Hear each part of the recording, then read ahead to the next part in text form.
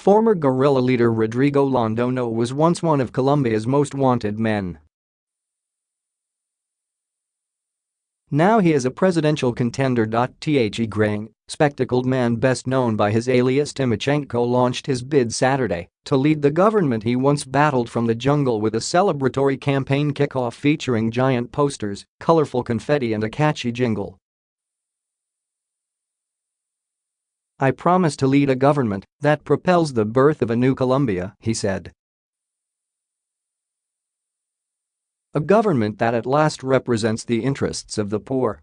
Breaking with the traditional campaign launch from a five-star Bogotá hotel, Timochenko initiated his presidential bid from one of the city's poorest, most crime-ridden neighborhoods in a clear nod to the underprivileged class whose votes the ex-combatants are hoping to win.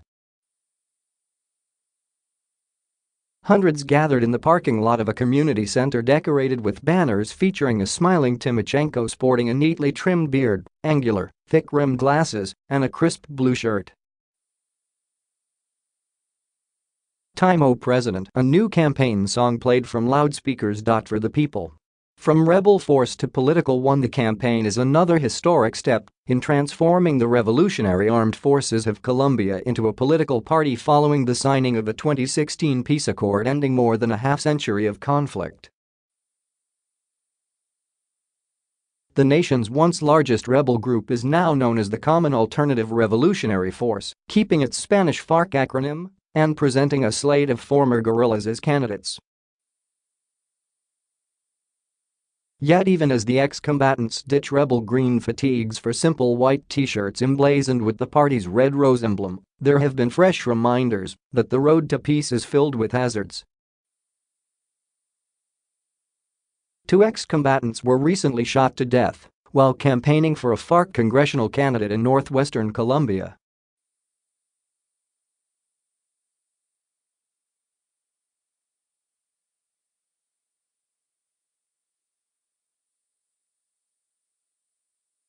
Many fear a repeat of events in the 1980s, when scores of leftist politicians affiliated with the Patriotic Union Party were gunned down. On the same day as the FARC campaign's inauguration, at least 4 police officers were killed and another 42 injured when a homemade bomb exploded outside a police station in the city of Guerrilla, underscoring security challenges that remain even after the peace signing. From here on is going to be a huge test of whether the FARC's gamble is correct, that they can practice politics without fear of being killed, said Adam Isaacson, an analyst at the Washington office on Latin America.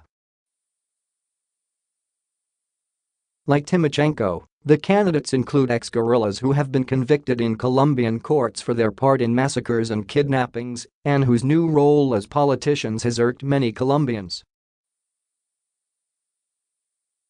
The U.S. State Department has offered a $5 million reward for anyone who helps secure Timochenko's capture and accused him of directing the FARC's cocaine trafficking and the murders of hundreds of people.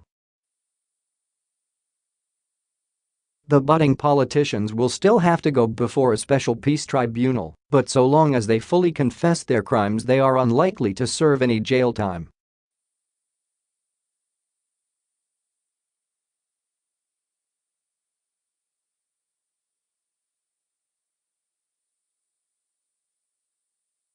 In community meetings and ads leading up to the launch, candidates have talked about creating a subway in Bogotá and a basic monthly income, an idea being debated throughout Europe. The ex-combatants are guaranteed 10 seats in Congress as a condition of the peace agreement, but could capture more depending on how many votes they receive.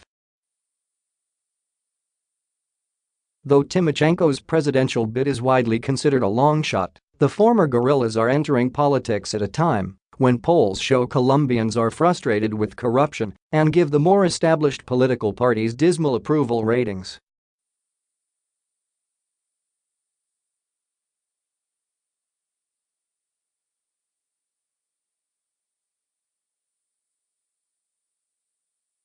One of the biggest concerns has been security, as an estimated 10,000 fighters return to life as civilians.